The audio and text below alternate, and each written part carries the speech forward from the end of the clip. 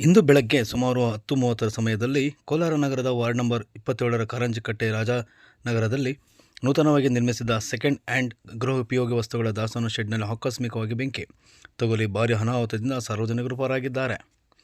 ಬೆಂಕಿ ಕಾಣಿಸಿಕೊಂಡ ತಕ್ಷಣ ವಾರ್ಡಿನ ಸದಸ್ಯರು ಮತ್ತು ನಗರಸಭಾ ಅಧ್ಯಕ್ಷರಾದ ಶ್ರೀಮತಿ ಲಕ್ಷ್ಮೀದೇವಮ್ಮ ರಮೇಶ್ ಅವರು ಮತ್ತು ಅವರ ಪತಿ ಕುರಿಗಳು ರಮೇಶ್ ಸ್ಥಳಕ್ಕೆ ಆಗಮಿಸಿ ಅಗ್ನಿಶಾಮಕ ದಳದವರನ್ನು, ಪೊಲೀಸ್ ಇಲಾಖೆಯವರನ್ನು ಮತ್ತು ನಗರಸಭೆ ವತಿಯಿಂದ ಜೆಸಿಬಿ ಮತ್ತು ಪೌರ ಕಾರ್ಮಿಕರನ್ನು ಕರೆಸಿ ಆಗಬಹುದಾದ ದೊಡ್ಡ ಅನಾಹುತದಿಂದ ಪಾರು ಮಾಡಲು ಶ್ರಮಿಸಿರುತ್ತಾರೆ.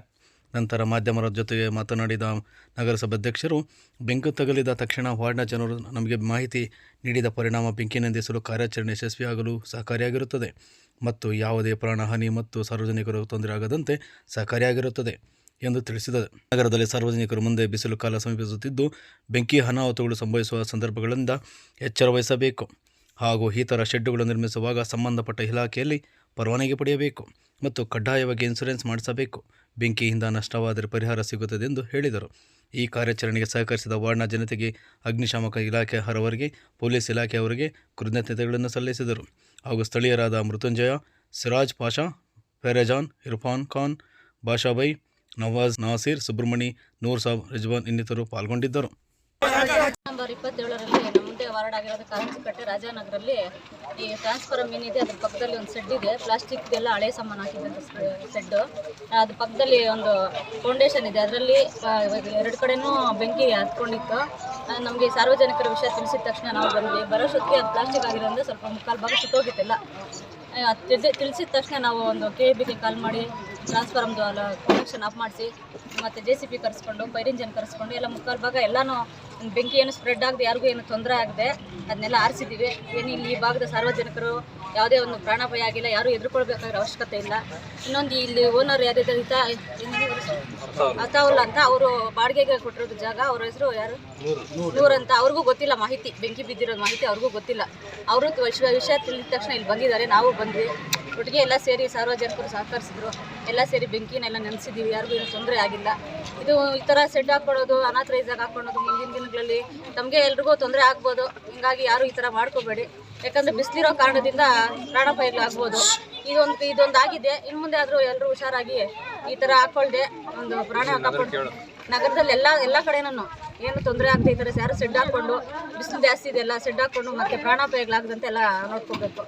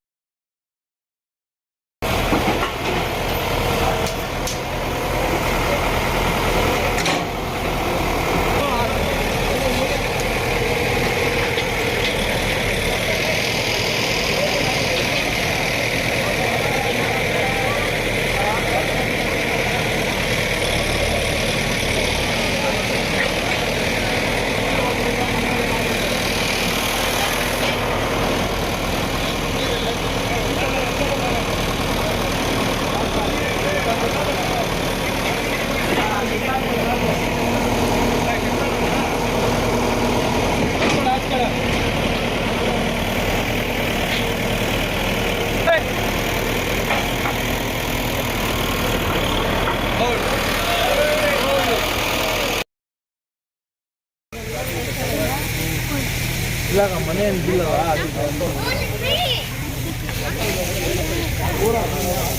ಏನು ಹೌದಲ್ವಾ?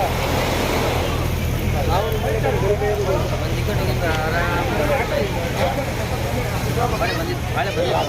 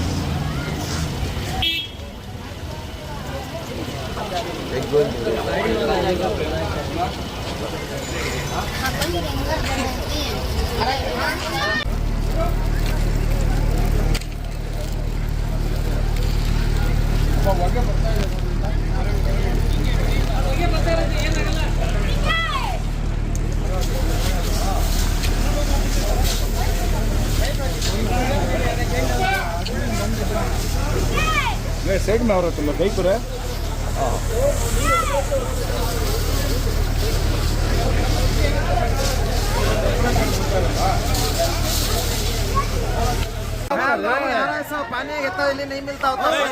ನಂಬರ್ 27ರಲ್ಲಿ ನಮ್ಮ ಮುಂದೆ ವಾರ್ಡ್ ಆಗಿರೋದು ಕಾರಂಜಿಕಟ್ಟೆ ರಾಜಾನಗರಲ್ಲಿ ಈ ಟ್ರಾನ್ಸ್ಫಾರಮ್ ಏನಿದೆ ಅದ್ರ ಪಕ್ಕದಲ್ಲಿ ಒಂದು ಸೆಡ್ ಇದೆ. ಪ್ಲಾಸ್ಟಿಕ್ದೆಲ್ಲ ಹಳೆ ಸಾಮಾನು ಹಾಕಿದ್ದಂಥ ಸೆಡ್ಡು.